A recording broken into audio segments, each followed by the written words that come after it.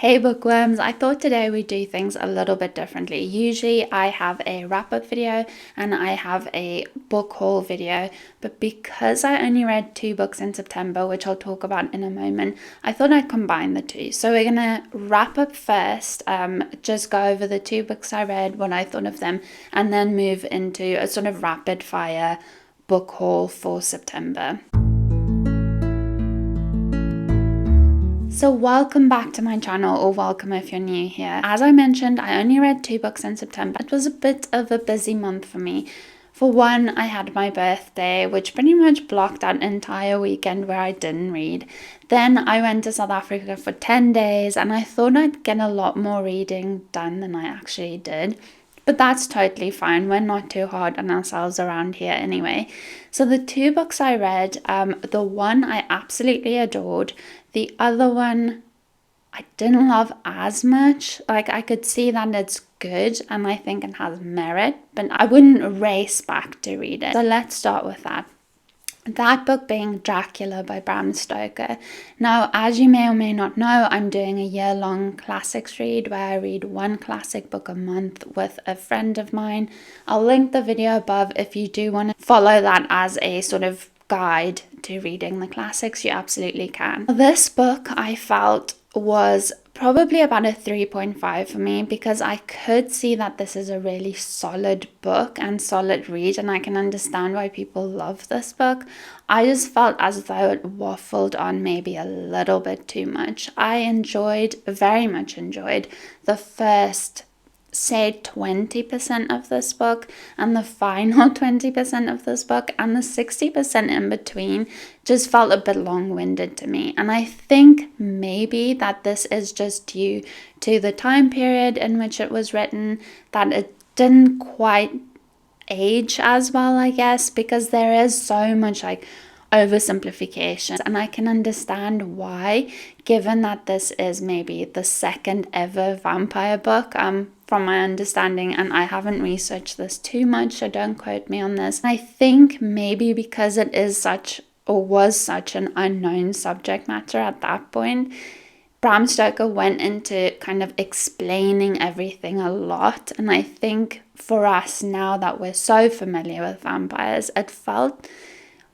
pretty obvious, and it felt like things like he didn't have to explain in such detail and go to such lengths to like actually go through things step by step, like how do we hunt vampires, like literally like listing it out for us. But I think that is maybe just something about this book that didn't age well. Now, something else that didn't age very well is misogyny, and I think it is such subtle things. I don't think anyway it wasn't the feeling that I got that it was malicious. It was just kind of, I suppose, how societal norms were seen at that point and what gender roles were at that point, because I think Mina is made out to be such a sort of strong female character, but still the way in which the men see her are very much like, oh, she couldn't possibly handle the nature of this because she is too fragile a woman.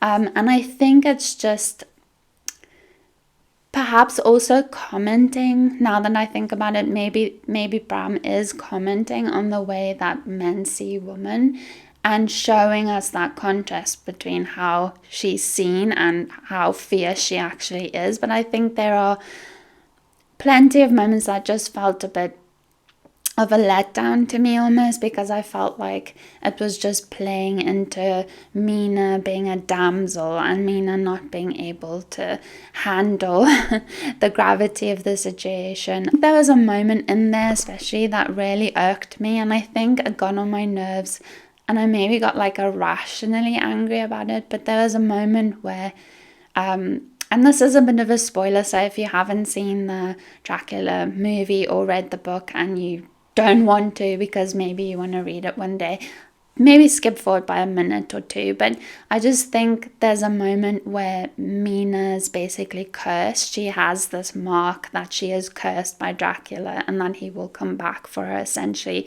to turn her undead. And our focus almost shifts onto Jonathan and how like hard it is for him, Jonathan being her husband. And I just felt like that was such an interesting shift, because surely the person that should be most upset by dying is the person that it's actually happening to, and that being Mina. And instead we focus on like how hard that is for Jonathan. And it just made me very angry for like, I don't know, like too angry, I think. But yeah, I think it's just things like that that maybe didn't like age as well. Again, I don't feel like it was purposefully written as a misogynistic book, and I don't think there was any ill intent. I think it was just obviously the way things were seen. And again, maybe it is a bit of a critique from Bram's side. Apart from maybe one or two things not aging very well, I did find this novel quite easy to read. I think when you come back to classics, you do always think of them as being a little bit inaccessible, of the language being almost like a little bit pretentious. But again, it obviously depends on the time period it was written in, whether that was just the way it was written. But I think with this, it was pretty easy to read, apart from like a couple of times where we shifted perspective and we had accounts from sailors or like general dock workers or people like that. He'd actually write it in the way that they were speaking, so he'd write with an accent, and I think sometimes that made the writing quite difficult to read and understand. But again, I can see why that was done, because you are reading it with an accent, and it does kind of transport you back and like ground you in the moment. Overall, I really enjoyed the format of it, that it was diary entries from various cast members. So we had diary entries from Mina, Jonathan, Van Helsing, we had Dr. Seward, and we had mentions of Renfield. Obviously now there is a bit of hype around Renfield just because of the movie. But yeah, I did enjoy the different perspectives, and especially like their voices were pretty distinct, so I liked switching the entries, seeing each of them approach this unknown and this supernatural entity. So I did enjoy it. I just felt like there was a big chunk in the middle there that just felt long-winded, and I just felt like if that had been edited down slightly, because this book does come in at like 500 pages, I think, and I think it could have easily been like 300 pages and been like a way more effective novel. But I can also, of course, then understand that it was written like 100 years ago or something. That's not quite, yeah, 100 give or take. So yeah, so I landed on a 3.5 for this, but as I said, I think if it had been slightly updated, I probably would have liked this a lot more. Moving on to my 5-star read of September, and it was The Fragile Threads of Power by V.E. Schwab. I was so excited for this book. If you have been following me for any amount of time, you know that I absolutely adore V.E. Schwab. She is one of my favorite, if not my favorite author, and I was a little bit nervous diving back into the Darker Shades world, just because I love the original first three books so much, that I was kind of scared this wouldn't quite live up to it, but I was so wrong. I read this I think the first week of September, and I just absolutely like flew through it. It is, I think, 627 pages, and it didn't feel like that. It read so easily, such a page turner, and I just absolutely loved it. So if I could give this more than 5 stars, I probably would. It's one of those 5-star books where you know you'll return to it, because the reading experience was so almost like intimate. You just go back to these characters who you haven't seen for a long time, and they do feel like friends, and I just really love that about this novel. For those of you who don't know, this is the 4th book in the Shades of Magic series, so this follows on 7 years after the events of Conjuring of Light, which was the third book. And I really love the way that V. Schwab kind of caught us up to all the characters, because we do have our core cast back here. So we have Cal, Lila, Alucard, Rye, and we very cleverly and very quickly summarized like the time period we've missed.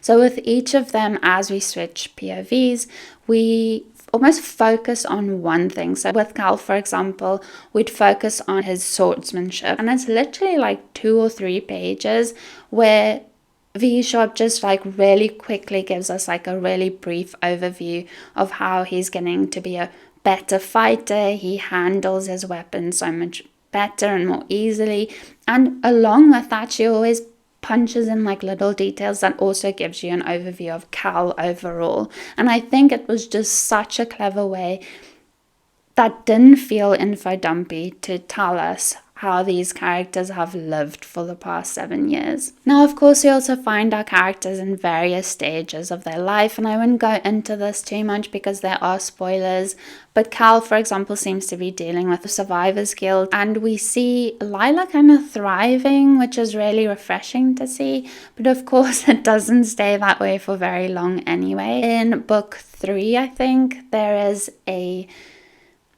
deal brokered, and Lila basically gets something in turn for a favor, and the entire plot of this kicks off from that favor being called in. Now, this isn't the only instance where we throw back to the first 3 books. There are plenty of little Easter eggs almost in this. Now, of course, I would advise that you actually read the first 3 books before you read this, but should you read this book separately, I think it can read as a story that you would understand, because V. Schwab is so effective at punching in details. Again, that doesn't feel info dumpy, or doesn't feel like we're kind of summarizing or recalling what happened in the first 3 books, but it gives us a really quick overview of what this world is, what the magic system is, how things work. And all of that makes this, in a weird way, like a standalone book. Like, I think it could be read that way.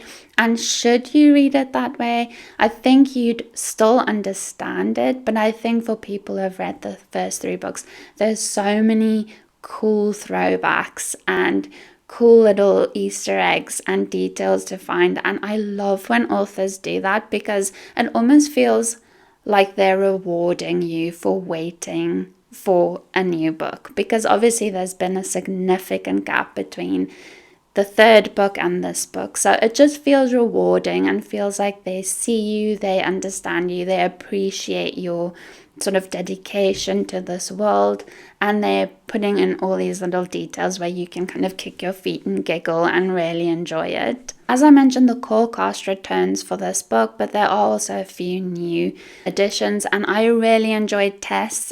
Tess is on the cover, and she has a really cool power, which I won't go too much into. It wouldn't really be a spoiler, but I think it's just fun to go into a book blind and discover all of this for yourself. So I love Tess. I love the little pet companion we have in this book. I really enjoyed that aspect. Something I always come back to with V. Schwab is that her characters are so human and so distinct and just so engaging. They are multifaceted, they have flaws, they have interests, they have dreams, passions, they have things they fear, things that really drive them. And I think that is what makes character, but I don't think a lot of authors nail that. Like, I think sometimes characters do fall into tropes and characters do feel a little bit one-dimensional, but that is never the case with V. Schwab. I think she writes character after character that you just want to root for.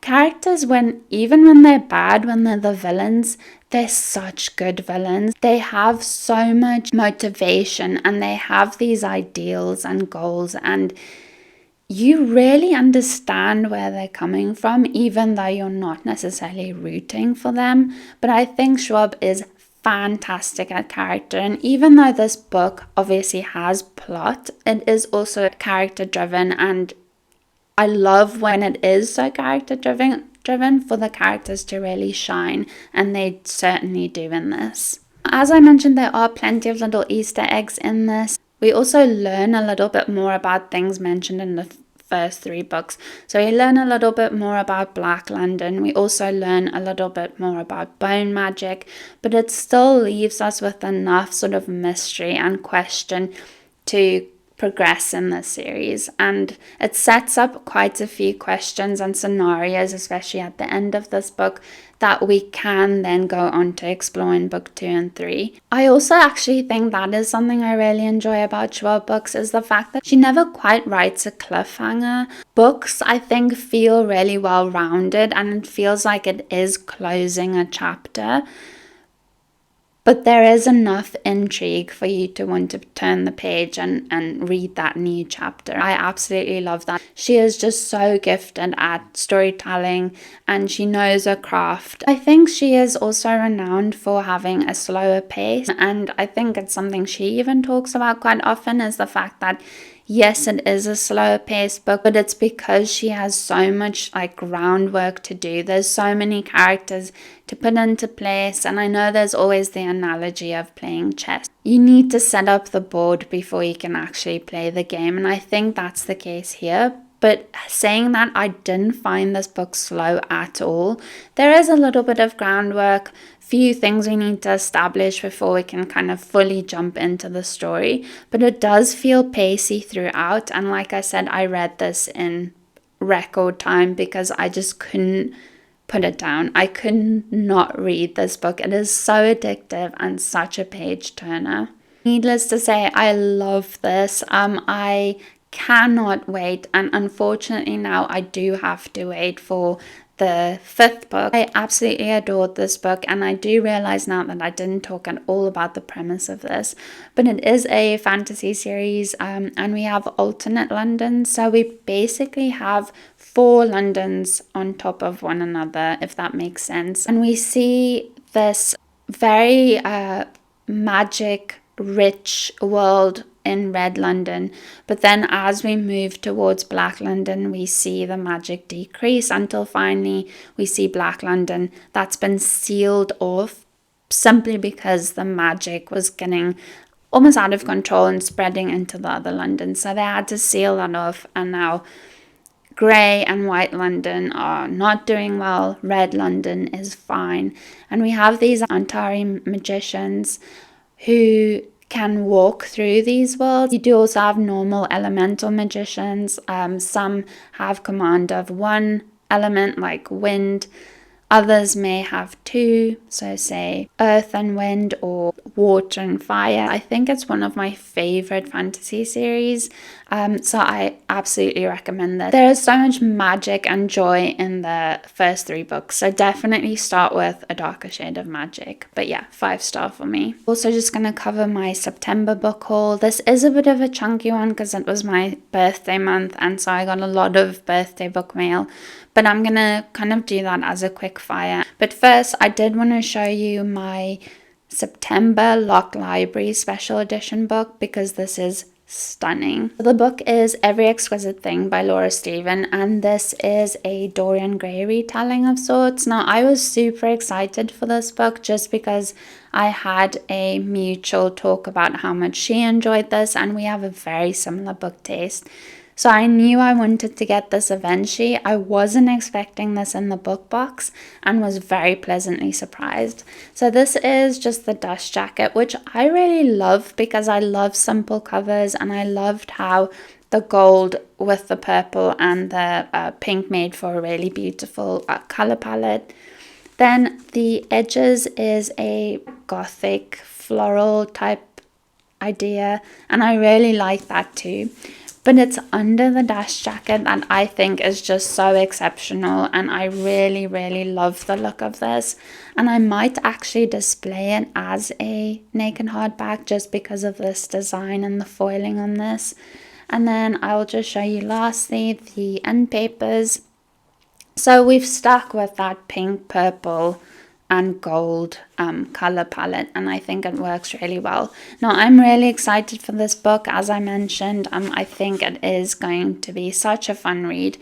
From my understanding, it does get a little bit dark. I guess if you think about sort of the debauchery of Dorian Gray and how dark that book already gets, and I think if you bring that into the 21st century, so it says here it's a modern Gothic gem, so I'm really excited for this. As I mentioned, I went to South Africa for 10 days. I am from South Africa, so this was a bit of a homecoming in a way, although I've been in the UK for so long that I kind of consider this my home too. So I'm a daughter of two worlds. But yeah, I wanted to pick up a book, and I did. I got Psyche and Eros by Luna McNamara.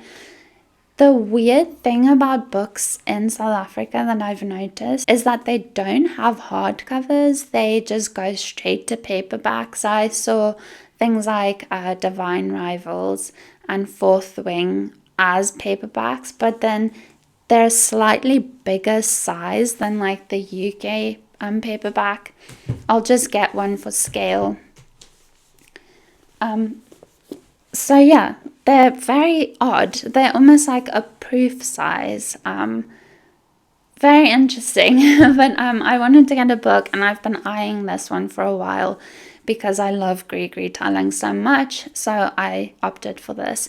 Now, I did take a picture of it, which I'll post somewhere here, holding this book in front of the bookshop, that I want to stick to the front and like put the date on, just because I think it's a fun way to add books to your bookshelf, and I'm going to continue doing this as I travel.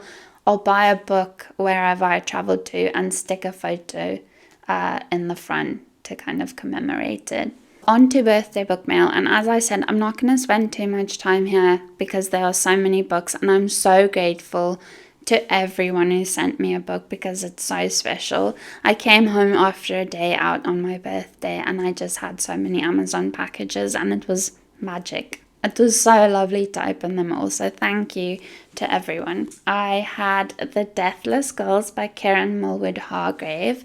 These are all from my wish list, obviously. So all of these I'm really excited to read. I also had The Taking of Jake Livingston by Ryan Douglas. Some of these ones were in my birthday vlog, which if you haven't seen it, you can go check that out. A Marvelous Light by Freya Marsk. Then I had Skin of the Sea by Natasha Bowen. I also had Mindwalker by Kate Dillon.